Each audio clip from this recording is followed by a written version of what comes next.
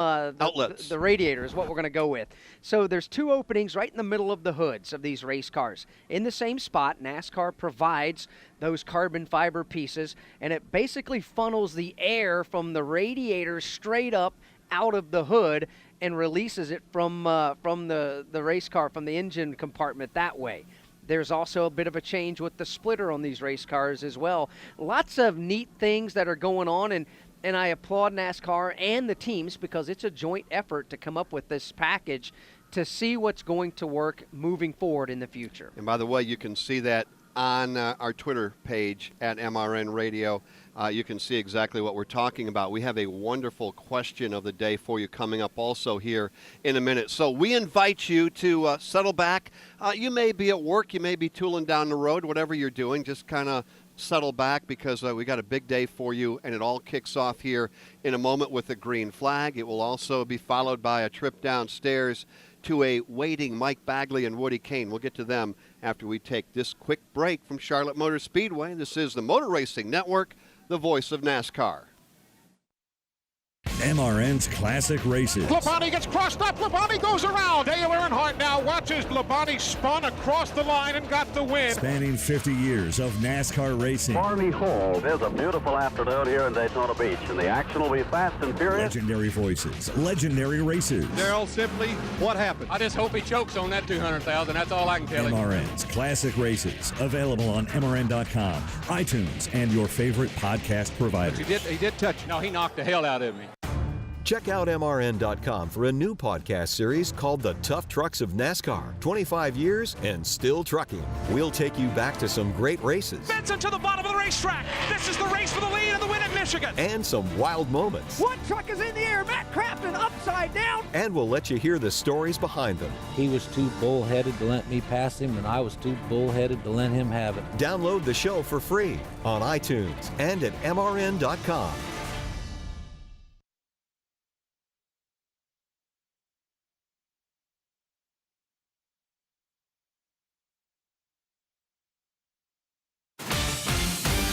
From the Queen City, it's practice for the 2019 Monster Energy NASCAR All-Star Race.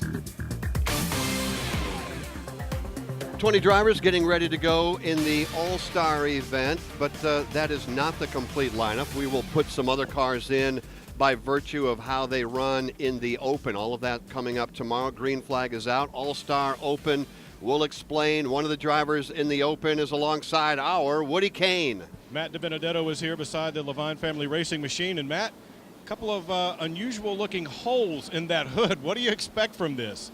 Oh, man, I have no idea. I expect that people are going to be learning a lot in a very, very short time in a 1 hour practice. So, man, I don't know. I'm curious. I have no idea, but I'm worried.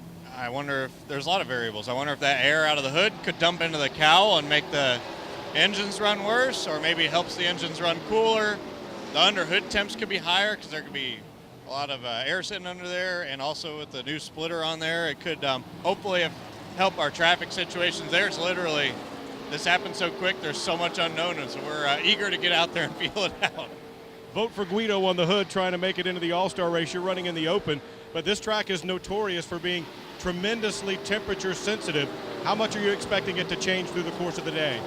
A lot. This place, you can have huge swings in the balance of your car just like you said, temperature swings. That's nuts here. I don't know why it is, but yeah, so we'll have to pay attention. Dude, our brains are going to be fried by the end of the day, but yeah, the car looks cool, and Estee Lauder is a sponsor I've had my whole Cup career, so this one actually, it means a lot to me. And doing the Vote for Guido car is pretty cool too. There you go. Matt Dibenedetto, his crew's making some final adjustments on his car. He's about ready to climb on board. So Matt Dibenedetto giving us basically what we all think. We just don't know. And we talked to so many different people in the garage this morning, from team managers to shop foremen to actual race team engineers to car builders down there. Since this is basically a home game for all of these race teams, an awful lot of personnel in the garage this weekend. And it's the same theme, Jeff. Nobody really knows. This is the first opportunity we're going to get to see right now of what these cars are going to be like. Is the engine compartment temperature going to be more? How much of that hot air being blown out of those outlets on the middle of the hood is going to immediately suck back into the cowl that goes right back down to the engine? As Matt Dibenedetto said, one of the things that was brought up multiple times this morning in our visit in the garage is how much engine compartment heat is going to be there now. So there's an awful lot of questions out there that we just don't have answers to just yet. And Mike, let's get away from the car for a minute and talk about the format. All-Star Weekend here at Charlotte. We have 15 drivers that are locked in. They're ready to go. There are 24 open cars also on the property. And from the open cars, we're going to take 4 more and add them in. The grand total tomorrow, the bottom line is, Mike, tomorrow when we drop the green flag, 19 cars will be chasing $1 million. They will, and how we'll do this is when we run the open, which will be 50 laps tomorrow night before we run the main event, which is the actual All-Star race. It's broken up into 3 stages, 20, 20, and 10. When you win stage 1, you are done racing in the open. You go to the garage and you are added to the All-Star race lineup. The driver that wins stage 2, they will be removed from the open, and then they will go and be added to the All-Star lineup. And then whoever wins that 10-lap stage and that 10-lap shootout, the winner of that stage and the ultimate winner will be added into the All-Star race as well. Plus, there's a fan vote component going on at NASCAR.com, which is obviously what Matt Dibenedetto was referring to. So that's the unique way that 4 more drivers can get in.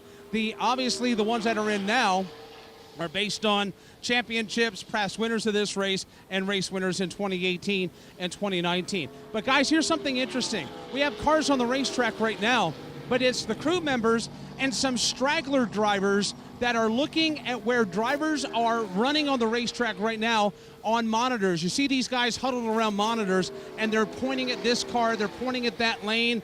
Kurt Busch was just doing the same thing. He's just getting buckled into his Monster Energy Chevy Camaro. He was up there and he was intently watching the monitor, trying to figure out perhaps maybe where he should go on the very first lap of his run. So right now there's a lot of different agendas as far as what these drivers are doing. Some have already been out, come back in. Martin Truex Jr. just came in, and they immediately put that car on jack stands. So obviously, you know within 2 or 3 laps if you have what you're looking for or if you're in search of something that will make your car a lot faster. And Mike, to your point, watching the cars on the racetrack circle around at speed, William Byron's working turns 1 and 2. He's right down at the bottom of the racetrack. Kevin Harvick some 7, maybe 10 car lengths behind him. He was working a half lane higher in the middle of turns 1 and 2.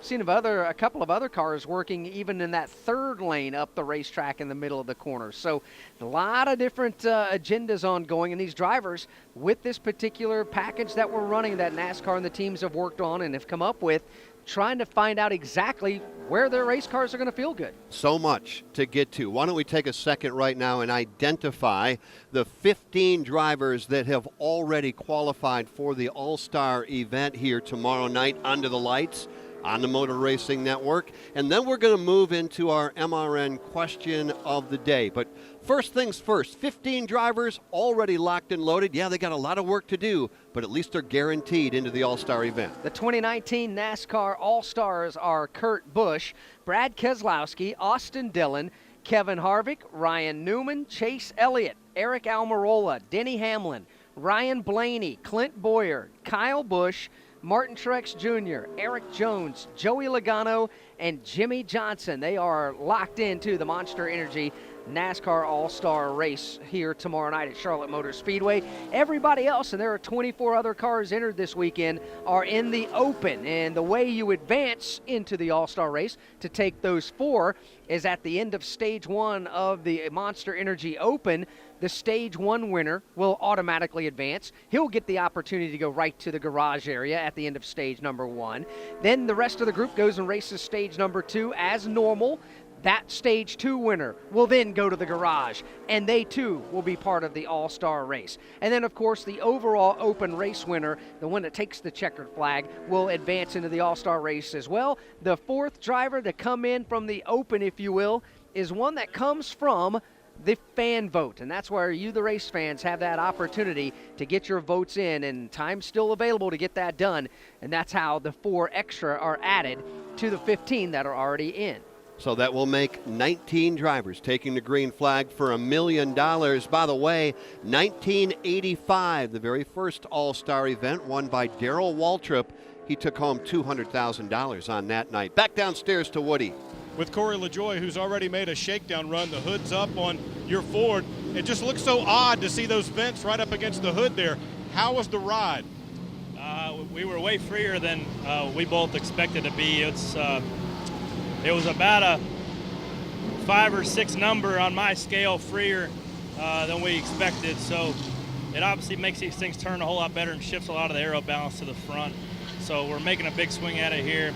I haven't got close to, I only ran 1 lap because I was wrecking loose. So we're going to tighten this thing up so I can drive it, but it definitely shifted a lot of the aero balance to the front, which I think these cars needed with that big spoiler on the back. So I applaud NASCAR for trying, and I think it's going to be good because the engine's going to be allowed to run cooler, and the advantage of running tape to run your engine hotter isn't going to be as big, you know. So I think it's the less tape you have, the cooler your engine's going to run, and it's also going to make more front downforce, which is always hard to get. So I think it's a win-win, and I like it. We just got to get our car driving a little better. I know you only had the 1 lap, and you haven't really been around a lot of cars yet, but do you have a guess as to what it might do in traffic? I don't. I think, well, with the splitter combined with those nose ducts, I think it's going to get the air cleaned up behind the cars a little bit better, so it should attach to the rear car in theory.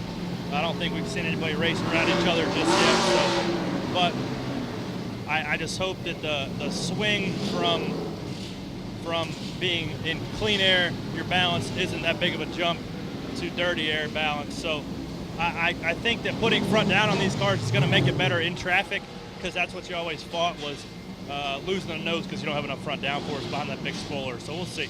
There you go, Corey LaJoie rather is getting ready as his team here is making some adjustments on his Freedom Hard Ford and getting ready to go back out. Interesting comments about what he thinks it might do in traffic, guys. And by the way, you can catch his Sunday Money podcast at MRN.com. Yep, you can. MRN.com is the place for Sunday Money and so many other programs, too. Check it all out there. It's a great lineup on MRN.com. Corey LaJoie, of course, he's a part of the Open group that's going to have to win a stage in the Monster Energy Open, or perhaps win the race or get the fan vote. The 15 drivers that are locked into the All-Star race, you might ask how they're eligible and how are they locked in as All-Stars? Well, glad you asked that question. They're drivers with a win last year or to this point in the season here in 2019. They're eligible and into the All-Star race. Past All-Star race winners who compete full-time this year are also in the All-Star race. Past Cup Series champions who compete full-time in the Monster Energy NASCAR Cup Series are also eligible, and that's where those 15 drivers come from. Quick look at the top 10 right now. Shows a couple of Ford Mustangs on top, both from the same stable, SHR. No surprise there. Clint Boyer on top over Kevin Harvick. Ty Dillon right now is third quick. That's not a surprise because the team, the organization is good. An extended teammate, if you will, and Daniel Hemrick is fourth quick. Alex Bowman, fifth. Kyle Larson, sixth, and Paul Menard. William Byron, Aric Almirola, and Eric Jones. That's your top 10. Where are some of the other Team Penske drivers? Well, one of them, Joey Logano, 18th quick. More on him right now with Mike Bagley. I checked in with Todd Gordon, the crew chief for Joey Logano. That car went out, did about maybe 3 or 4 laps, came in, and they immediately went and put it on jack stands. I walked over to Todd and I said, how's it going? He kind of shrugged his shoulders. And then I said, what are you looking for? He says, we need a better race car right now. And that's the consensus on this side of the garage. Kyle Busch right next to them. They have just put that car up on jack stands. They are getting ready to do a shock change. They're throwing what they know from the 2019 package at the car, but it's not working with the new configuration that Alex and you just discussed a moment ago. So what they're having to do is go outside the box. Well, here's the problem, guys. 38, 12, 11, 10 seconds left in this practice. There's not a lot of time to be messing around trying to figure out what you need to do with your race car. Time is of the essence, and the body language of every team member in this garage speaks that volume right now. All right, Mike, thank you very much. Mike Bagley, Woody Kane, they're in the garage. A handful of cars on the racetrack. They come, they go. They've got a brand new package that they're working with here in practice session number 1. Why don't we get to our MRN question of the day? You can follow along, NASCAR.com, MRN.com. We invite your feedback, and you can do that very easily by going to our Twitter at MRN Radio. Use the hashtag AskMRN. The question has been posted. I am not reading it verbatim, but I'm going to take you back, Alex Hayden. 1985 was the year. $200,000 on the line, a grand total of 12 drivers on that night competing. And Alex, what do these drivers have in common? In fact, let's just go through them very quickly. You tell me, Hall of Fame or not? In the race with 2 wins, well, you know what, we'll skip that part. In the race, Dale Earnhardt. Hall of Famer. Jeff Bodine. Not a Hall of Famer. Bill Elliott. Hall of Famer. Darrell Waltrip. Hall of Famer. Ricky Rudd. Eligible next week to potentially go into the Hall of Fame, but he's on the nominating group. Bobby Allison. He's a Hall of Famer. Tim Richmond. Tim Richmond is not. Cale Yarbrough. Hall of Famer. Harry Gant. He, too, is like Ricky Rudd, has a chance next Wednesday. Richard Petty. Hall of Famer. Terry Labonte. Hall of Famer. Benny Parsons. Hall of Famer. That was the lineup. 8 of the 12 drivers that took the green flag on that night have gone on and become members of the NASCAR Hall of Fame. Our question, very simple, when we take a look down there tomorrow night when we drop the green flag, is? The question is, how many drivers participating in this year's event, and who are they, are potential Hall of Famers in your opinion? Share that with us at MRN Radio on Twitter. Use the hashtag AskMRN. Again, how many drivers of the 15 All-Stars that are in the race, and who are they, in your opinion, will be Hall of Famers? And I think that we can quickly look at some of the obvious. And some of the obvious is Jimmy Johnson. There's no doubt he is headed to the Hall of Fame. I think you can obviously put Kyle Busch in there. I think you can put Kevin Harvick in there. But that's my opinion. What is yours? I think we understand the obvious.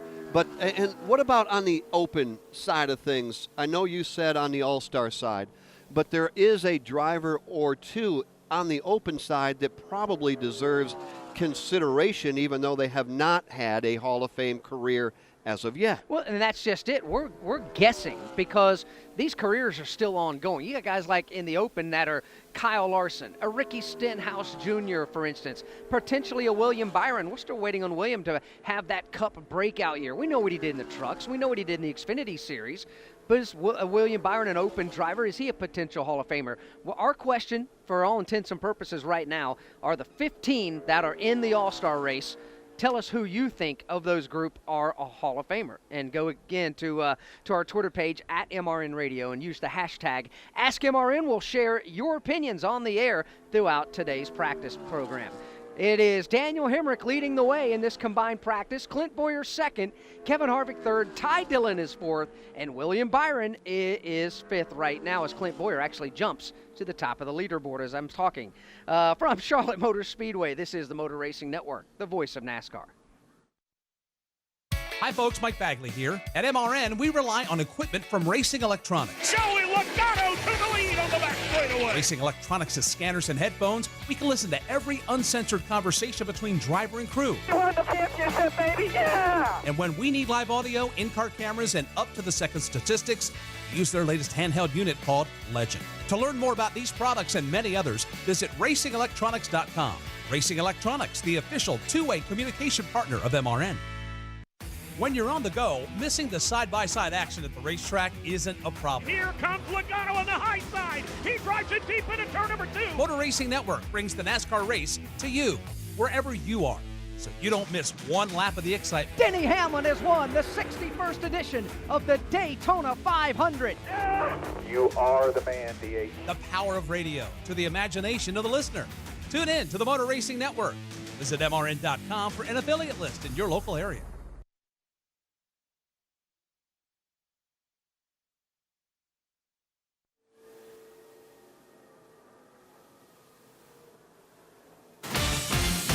Live from the Charlotte Motor Speedway with coverage of practice for the 2019 Monster Energy NASCAR All-Star Race. It is a combined practice here in session number 1 with the All-Star drivers, the 15 of them, and the 24 open. So everybody's eligible to get out on the racetrack in this 50-minute first practice session of All-Star Weekend here at Charlotte Motor Speedway.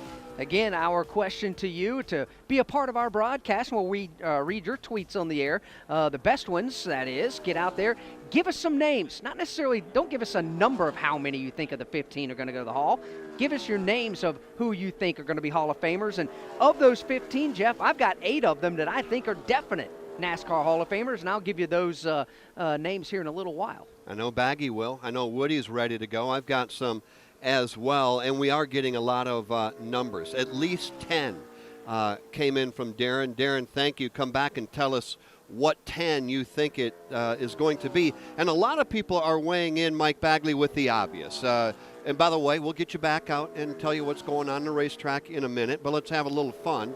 A lot of people are giving us the obvious. Harvick, Kyle Busch, Jimmy Johnson. But don't you think that inside those garages right now are some people that will be members of the NASCAR Hall of Fame that might not be on our radar right at the moment? Oh, sure. I mean, you can go with at least a handful on top of them. What about Kurt Busch? I mean, he's a champion. He's done things in other series. And he obviously has made his mark in the Cup Series. Brad Keselowski, he brought that up this week to where he feels that 30 wins should get you in Hall of Fame contention or at least Hall of Fame consideration.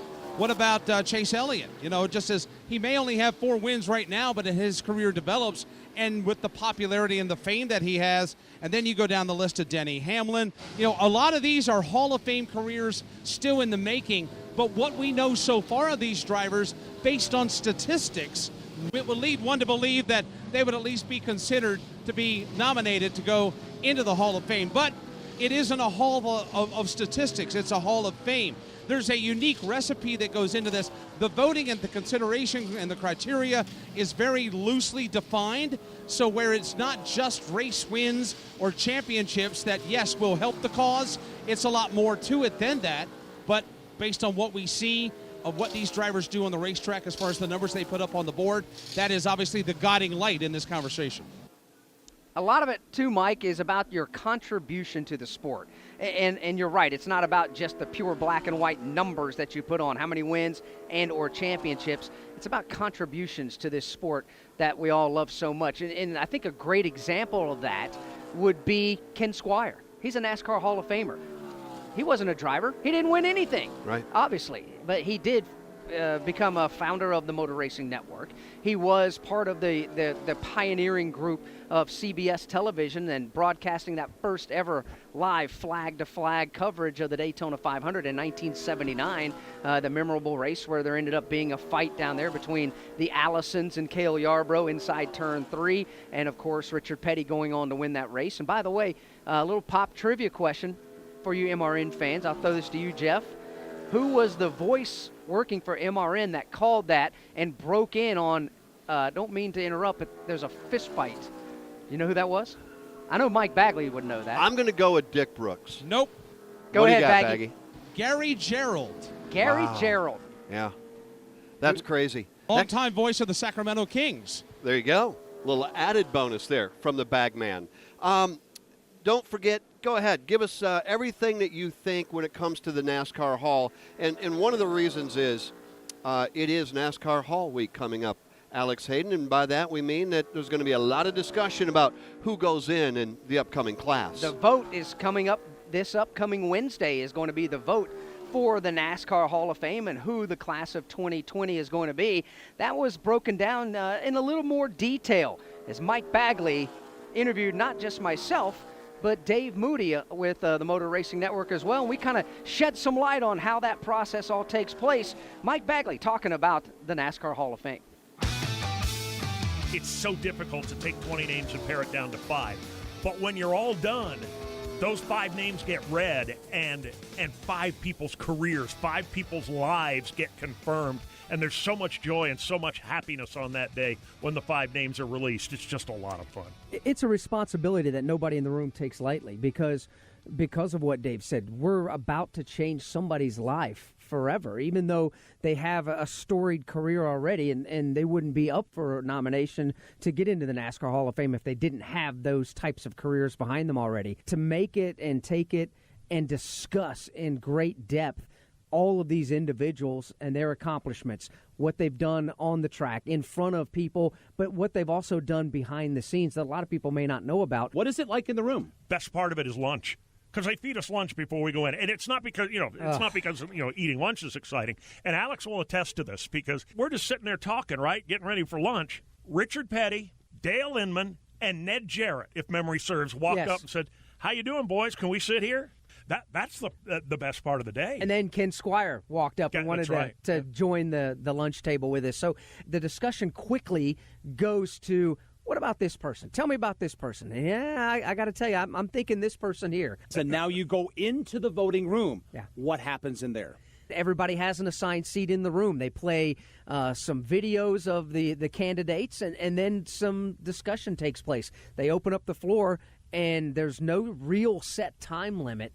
If you have something to say, whether it's for somebody or against somebody, or why this person doesn't need to be in right now and can wait another year, potentially 2 years, whatever the case may be, it's an open mic and it's an open floor. You have the ability to make your statement and make your voice heard. And there's very little against.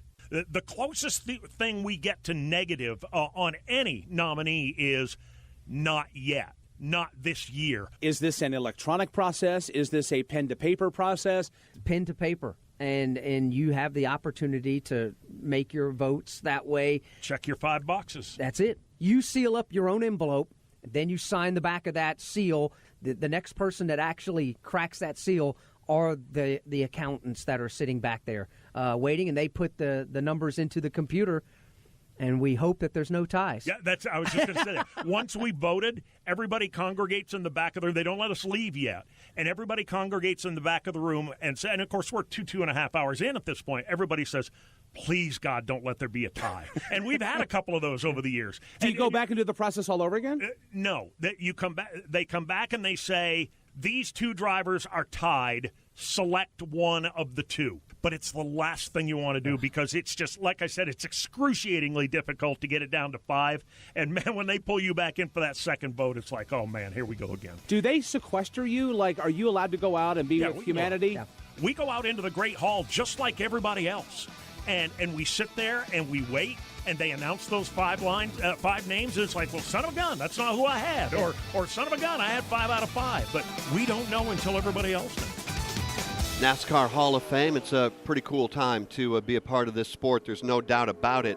Let's hear from a driver that, well, the credentials right now don't mean that he's headed to the NASCAR Hall, but he's young and just kicking off his career. Woody Kane. Standing beside his body armor Mustang. So, Ryan, a different configuration. What did that feel like in your first run? Doesn't really feel any different.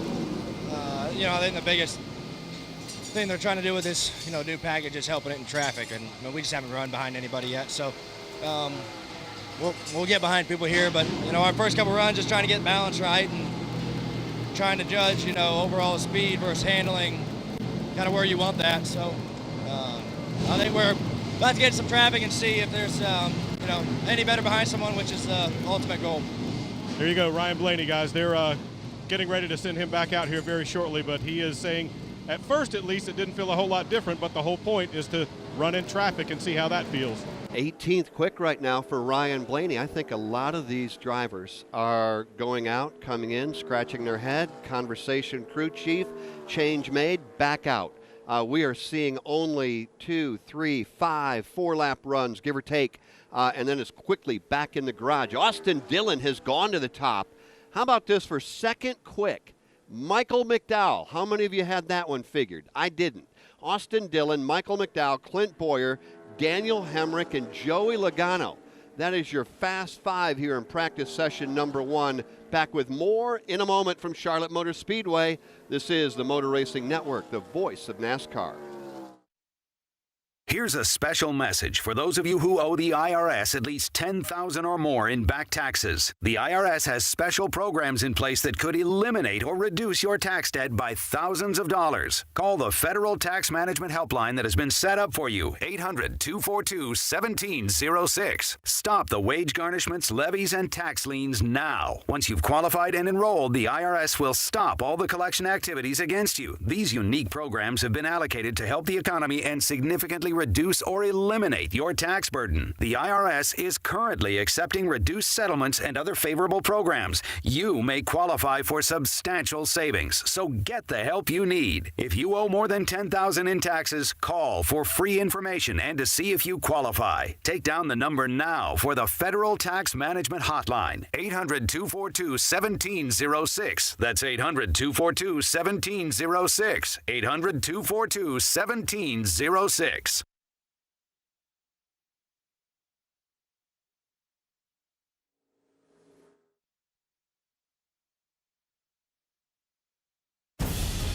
We're live from the Charlotte Motor Speedway with coverage of practice for the 2019 Monster Energy NASCAR All-Star Race. Earnhardt is using every inch of racetrack, and Elliott gets together with him. Earnhardt goes off in the grass, brings the car back onto the speedway, and keeps it in a straight line and holds on to the lead. Unbelievable. Now, back to your hosts, Jeff Striegel and Alex Hayden.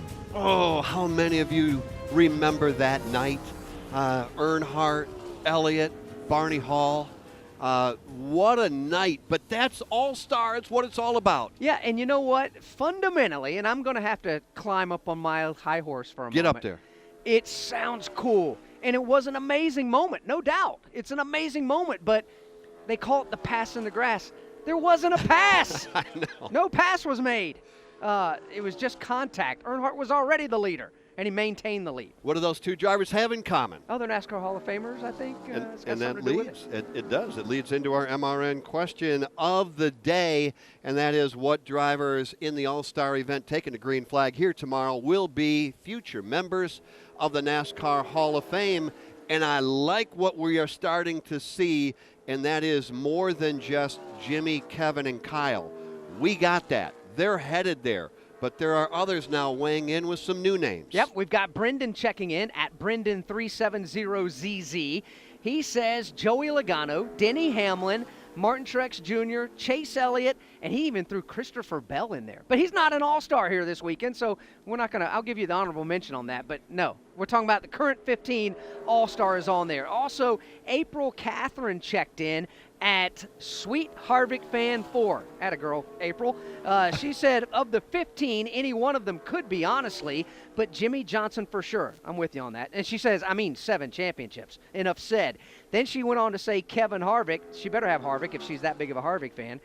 Kyle Busch, Joey Logano, Brad Keselowski. Wins and championships for them. She also says, I see Chase Elliott and Ryan Blaney as future of the sport and definite Hall of Famers. Interesting. Agree, disagree? That's where you come in on Twitter at MRN Radio, and make sure that you use the hashtag AskMRN, and we'll read the good ones. Okay, Mike Bagley, you've been up here numerous times in the booth. You know what I'm looking at. On the left side of our monitor, fast cars. On the right side of the monitor, not so fast. In other words, 1 through 20 on the left, 21 through on back.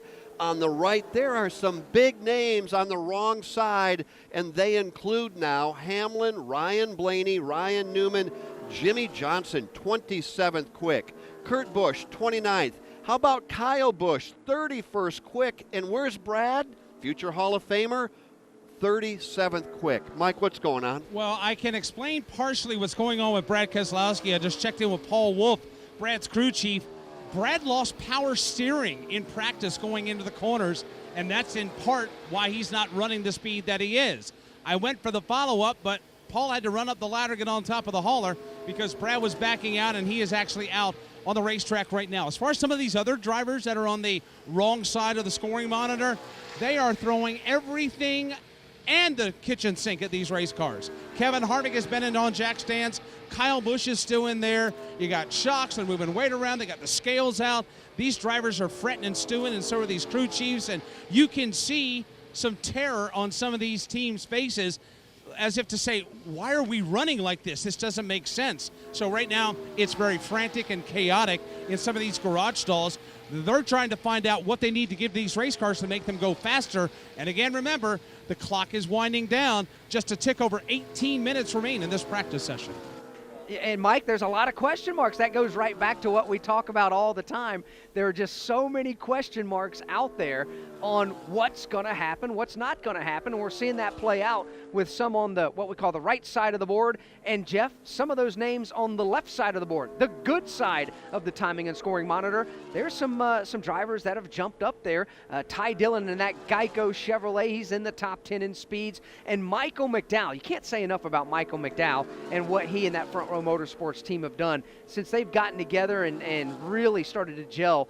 They're starting to put some laps down week in and week out, no matter what the racetrack. Michael McDowell is just a talented race car driver who obviously has a unique ability to tell his team exactly what that car needs, because every week, week after week, we are talking about Michael McDowell. Has he won a race at this level yet? No, he hasn't. Has he finished right there behind the race leader week in and week out like Alex Bowman is doing? No, he hasn't.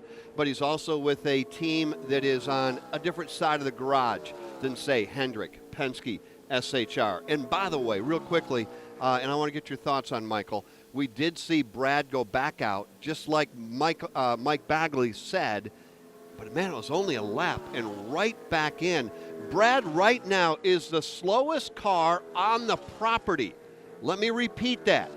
Brad Keselowski, at the moment, the slowest car on the property, quicker than him, Joey Gase, Timmy Hill, Cody Ware, Bailey Curry, BJ McLeod, Landon Castle.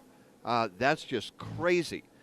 They have obviously missed something, but like Mike pointed out, they will obviously find what they missed and they will correct it and he will be fast again. But man, oh man, how would you like to be that driver with that team coming into the big, your backyard home court game and just get in the car and go, man, oh man, what is wrong? Well, and as Mike pointed out, Brad Keselowski had some power steering issues. True. How big of an issue is it, though, that you have to get on the racetrack and learn about this aero package and these new ducts, or as some are calling them, nostrils on the hood, as Woody Kane told us a moment ago. But you got to learn about all these things, but you can't get to learning about those things because you're dealing with a basic power steering issue. One thing, Jeff, that's worth talking about, though, is from last year's All-Star race to this year's All-Star race, if you were the fastest car last year, you wouldn't even have a chance this year. You would be 35th quick right now. They are 3/4 of a second faster. So right now the fast lap would be no better than 35th. That just gives you the idea, Mike Bagley, of how much work Brad has got in front of him. I am watching them work on this discount tire Ford Mustang right now. Remember, we reported a moment ago that the power steering was out on that car. He went out, took a couple of laps, came right back in. That car went immediately back on jack stands. Paul Wolf darted from the top of the hauler over to the car. They popped the hood. Him and 3 other crew guys under the hood, and they're shrugging their shoulders as if, I don't know what's going on. Then enters Travis Geisler, VP of Competition for Team Penske. He's joined the conversation. He's on a cell phone right now, and I'm seeing body language, guys, that I don't normally see out of these teams. They're trying to figure out what to do with their race cars. Brad has just climbed out of the race car, and he's trying to circle up and chat with some of the guys. But to have these cars go up and down on these jack stands as quick as they are, tell me that there's something underneath these race cars that they're trying to dial in and that they're trying to figure out. But right now they don't know what that is. And by the way, now we're down to 14 minutes to go with only one other practice session remaining here this afternoon before we go qualifying for the All-Star race. Let's see if we can get a word here with Brad as he's gotten out of the car. He's leaning in and he's talking to some of the crew guys. Right now we got a crew guy in the driver's side window, and we've also got the car up on jack stands, 3 under the engine compartment with Paul Wolf, one of those, the crew chief with the headset off, and he just has this look as if to say, what in the heck is going on here? Brad is now under the hood as well, so you've got a lot of head scratching, and I think a lot of these teams have been thrown curveballs that they're trying to throw stuff at the car to get speed. They just haven't landed on what that's going to be just yet. Brad Keselowski, 33.965 seconds, his fastest lap around the 1.5 miles, Charlotte Motor Speedway. That's 158.987 miles per hour. That is, Jeff, if I do the math correctly, 19 miles an hour slower than Kevin Harvick, the fastest car on the property. Ouch. And Brad didn't go out and just run one lap. He's run multiple laps so far here in practice. So clearly there's a lot of head scratching going on down there, and I hope they don't scratch all the way down to the quick of their fingernails, because they're going to be in for a long weekend. But that's Team Penske. They'll get it figured out. The driving question of the practice session of the 15 All-Stars here this weekend, who do you think are going to be NASCAR Hall of Famers someday? Paul Whittington, at Paul Whittington, chimed in. He says there are 9 of the 15 that he thinks are future Hall of Famers, led by Jimmy Johnson, Kevin Harvick, Kyle Busch, Joey Logano, Brad Keselowski, Kurt Busch, Chase Elliott, Martin Truex Jr., and Denny Hamlin. We're going to share our opinion and what we think as well throughout the day. Stay with us here on MRN.com and on NASCAR.com. From Charlotte Motor Speedway, this is the Motor Racing Network, the voice of NASCAR. Join Motor Racing Network every Tuesday night for NASCAR Live. Get the latest news and exclusive interviews from the biggest names in the sport. But I mean, I don't know how to summarize it any better that, a driver's home track where his family and friends are all present just feels like a bigger event. Hear the thoughts and opinions from NASCAR insiders and much more. I mean, when people come up to me all the time and say, hey, Rusty, who's going to win this week? I consistently say the 4 car. It's NASCAR Live every Tuesday evening at 7 Eastern on the Motor Racing Network. He is the envy of the racing world. I assumed that Ryan, Bubba, and Chase were all busy, and I was the next in the pecking order. She goes way back. When did you meet? 7th grade, 6th grade? No, 9th grade. That was a minute ago. And he just wants to be friends. Are we friends? No. It's the Sunday Money Podcast. Join Corey LaJoy, Daryl Mott, and Lauren Fox as they detail what it's like to live the racing lifestyle both on and off the track. Download and subscribe to Sunday Money on iTunes, Spotify, and your favorite podcast platform. It's butts and nuts jammed in there.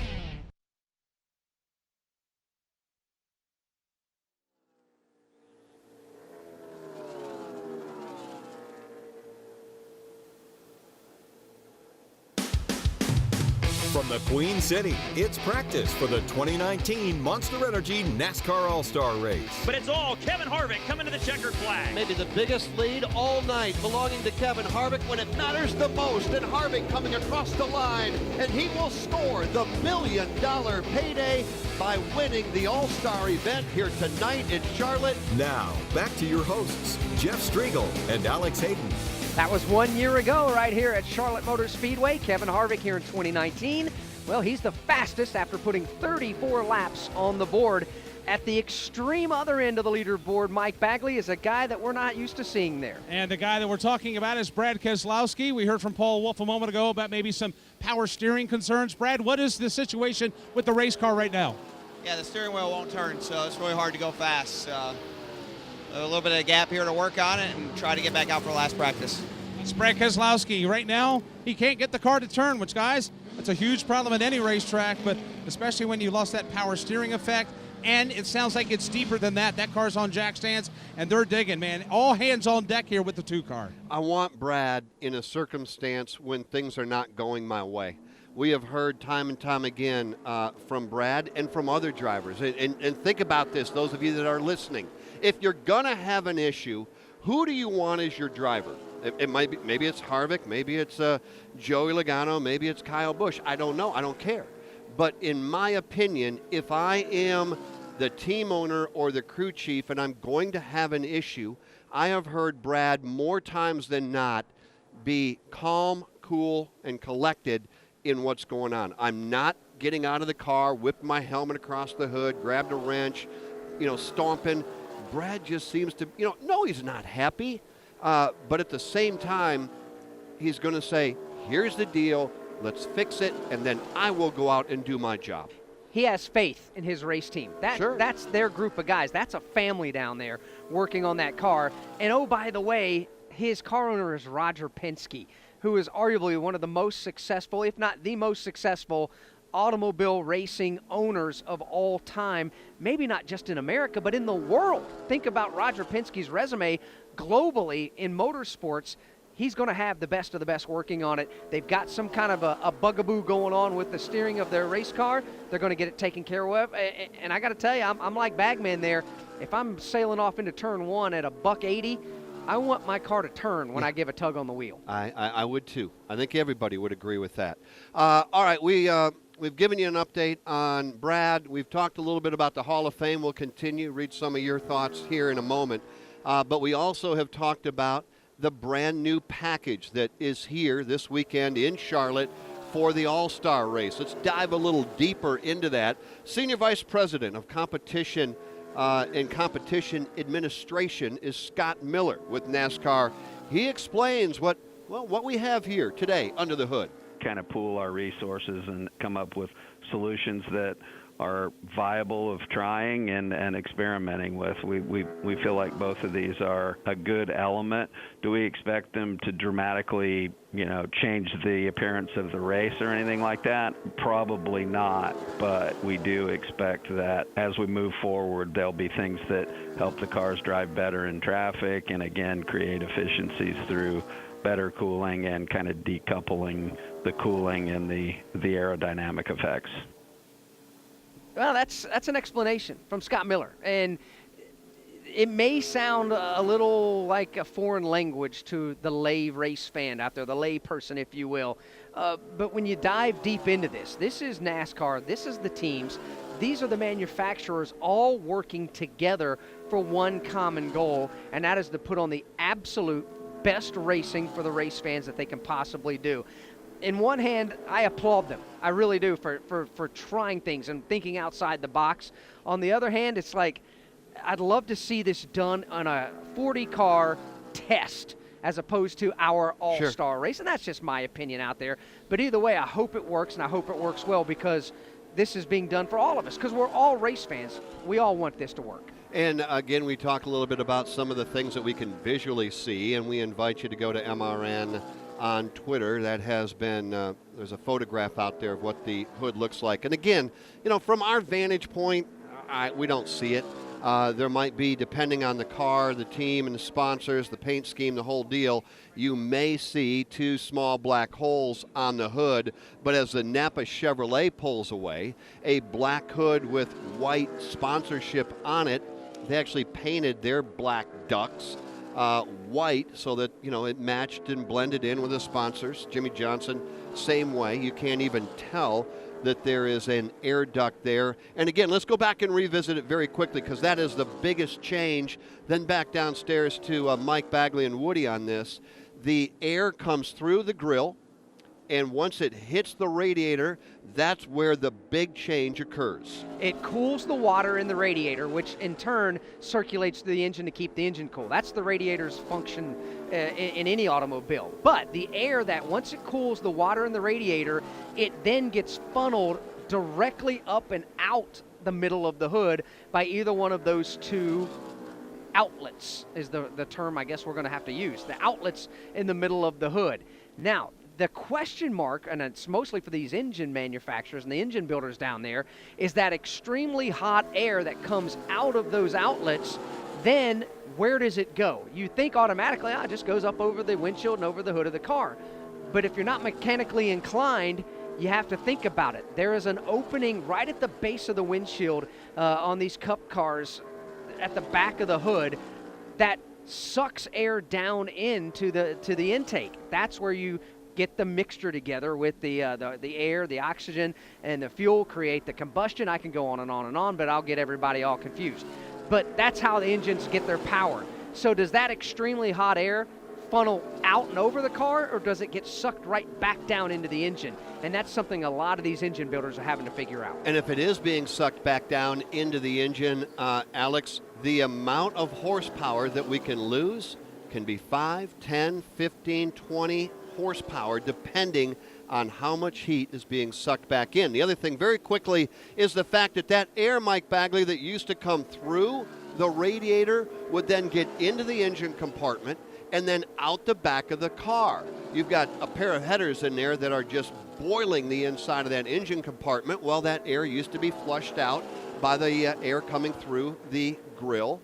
That's not the case anymore. That air now that surrounds the engine and the engine compartment is basically becoming a furnace. And what they're trying to do is get that heat out of that engine compartment as much as they can through these outlets that we've been referring to.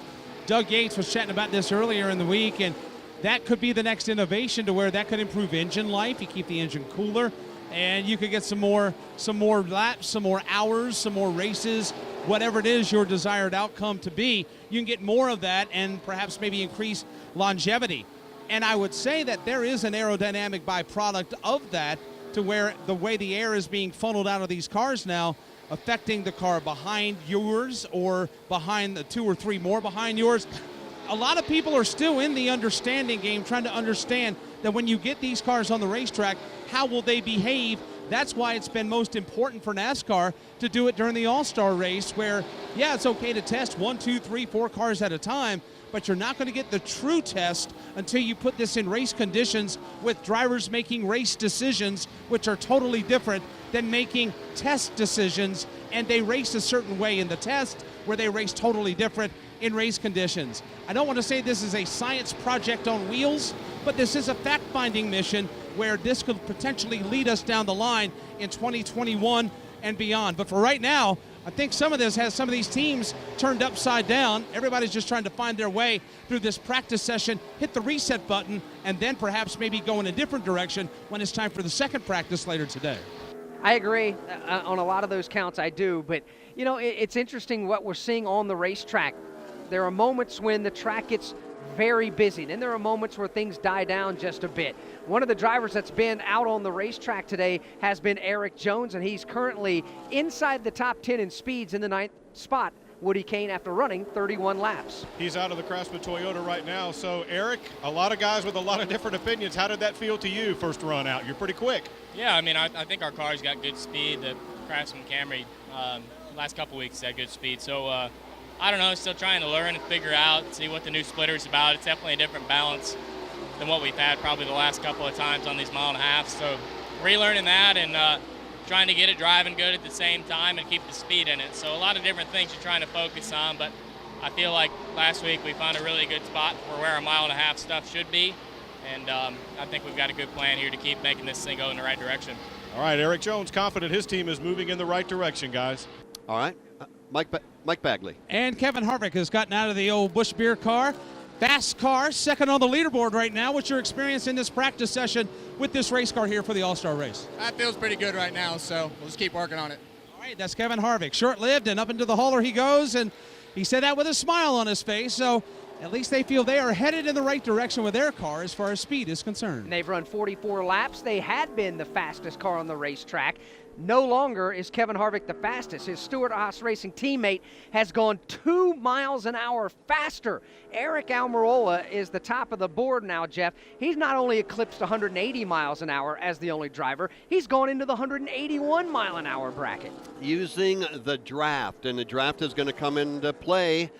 We thought it might. We didn't know exactly how much it would, but it will, and obviously in a big way. Boy, who's that coming off turn number 4? That was William Byron. Sideways.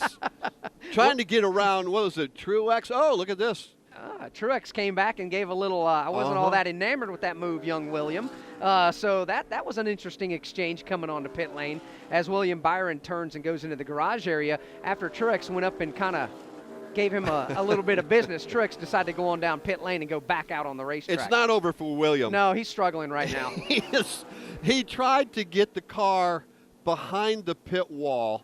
I think he's lost, honestly. I really do. No, I don't think see he knows where he's going. He's going to the Goodyear Engineers right Sure. now to get some tire temps, but you have to do it and go past the original garage opening. You got to go to the next opening, but then you got to make a hard 180-degree turn to go back down the opposite direction behind the pit wall.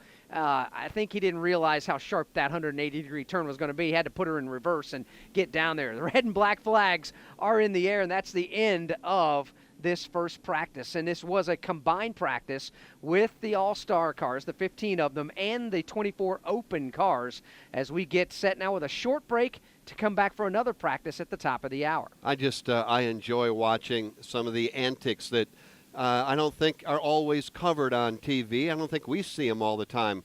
Daniel Hemrick and Kyle Busch, Hemrick coming down pit road at about 20, and all of a sudden he looks in the rearview mirror and he sees Kyle Busch coming down pit road at 85, hurrying to try to get back to those Goodyear technicians to get tire temperatures, and he runs right up the back of Daniel Hemrick, so Kyle's got nowhere to go. It's just kind of a fun thing to watch. All right, practice is over, like Alex just pointed out, but we're not going away for very long. How about 30 minutes? We'll be back at 1 o'clock with continuing coverage. The open cars will be on the racetrack all by themselves, and then we're going to get pit road practice coming up later on. We're going to go pole qualifying. We got a race. We got a lot to get to. Go to mrn.com for our complete schedule. Now for Mike Bagley and Woody Kane, Alex Hayden, my name is Jeff Striegel. We're going to step away. We'll be back at 1 o'clock Eastern. That's about 33 minutes from right now.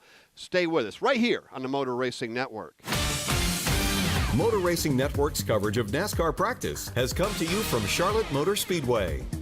Today's broadcast was brought to you under an exclusive radio license granted by NASCAR to the Motor Racing Network, solely for the private, non-commercial use of our listening audience. Any use of the description and accounts of this event without the express written consent of NASCAR and the Motor Racing Network is prohibited. This broadcast has been a production of the Motor Racing Network.